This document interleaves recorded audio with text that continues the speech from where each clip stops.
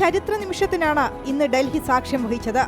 ആഗോള സാമ്പത്തിക പ്രതിസന്ധിയും അമേരിക്കയുടെ ശക്തമായ എതിർപ്പും മറികടന്ന് ലോകത്തിലെ ഏറ്റവും വലിയ സാമ്പത്തിക ശക്തികൾ ഒരുമിച്ച് ചേർന്ന് യാത്ര ആരംഭിച്ചിരിക്കുന്നു. 200 കോടി ആളുകളെ ഒരുമിച്ച് കൊണ്ടുവരുന്ന ഏറ്റവും നിർണായകമായ സ്വതന്ത്ര വ്യാപാര കരാർ യാഥാർത്ഥ്യമായി. പുതുയുഗത്തിന് തുടക്കം കുറിച്ചുവെന്ന് പ്രധാനമന്ത്രി നരേന്ദ്രമോദി. ഇന്ത്യയുമായുള്ള മദർ ഓഫ് ഓൾ ഡീൽസ് യാഥാർത്ഥ്യമാവുകയാണെന്ന് പറഞ്ഞാണ് യൂറോപ്യൻ കമ്മീഷൻ പ്രസിഡന്റ് കരാറിനെ സ്വാഗതം ചെയ്തത്.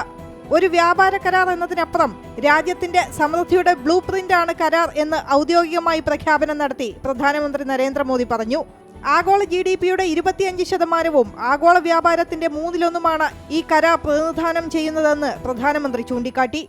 यूरोपियन यूनियन के लीडर्स भारत के गणतंत्र दिवस समारोह में मुख्य अतिथि के रूप में शामिल हुए. आज एक और ऐतिहासिक अवसर है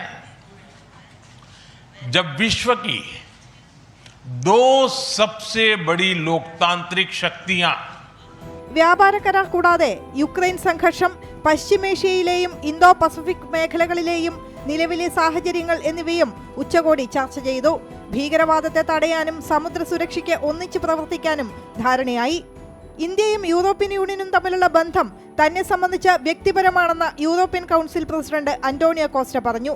താൻ ഒരു വിദേശ ഇന്ത്യൻ പൗരനാണെന്നും തന്റെ പിതാവിന്റെ കുടുംബം ഗോവയിൽ നിന്നാണെന്നും അതിൽ തനിക്ക് അഭിമാനമുണ്ടെന്നും കോസ്റ്റ പറഞ്ഞു. I am the president of the European Council, but I'm also an overseas Indian citizen.